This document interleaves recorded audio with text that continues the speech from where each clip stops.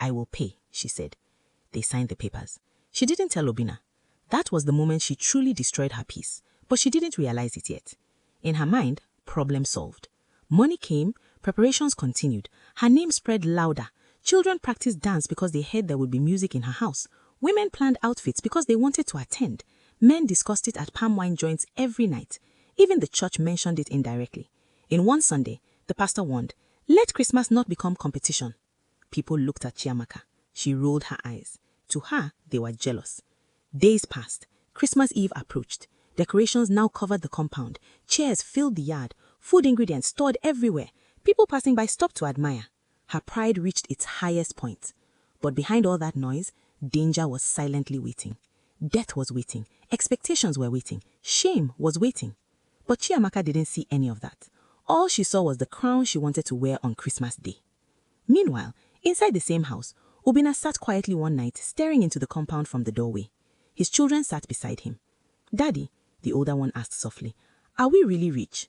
Obinna looked at him slowly. "Why do you ask?" The boy sighed. "Everyone in school said we are the richest now. They said our Christmas will be the biggest. Is it true?" Pain hit Obinna's chest, not because of the question, but because of the lie surrounding his children. He placed his hand gently on the boy's shoulder.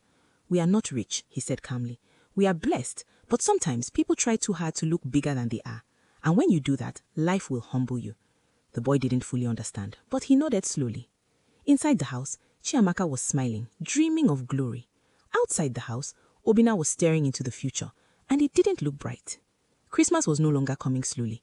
It was running, and with it, a storm no one in that house was ready for. Christmas Eve finally arrived. In Omoma village, the air smelled like smoke from cooking fires, fried meat and excitement. Children ran around in new clothes. Palm wine joints were full. Church bells rang as people prepared for midnight services. Everywhere felt alive. And in the center of that excitement stood Chiamaka's compound. By afternoon, it looked like a festival ground. Bright lights hung across the yard. Canopies stretched wide. Chairs filled the open space. Tables stood neatly arranged. Decorators moved up and down. Musicians, speakers waited silently like soldiers ready for war. People passing by stopped to stare.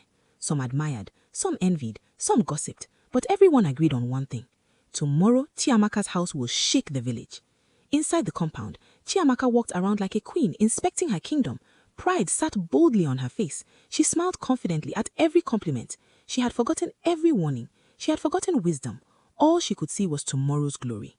But behind that smile, behind those decorations, behind all the big plans, was fear. A fear she refused to admit. Because while everything looked perfect on the outside, on the inside, nothing was truly ready.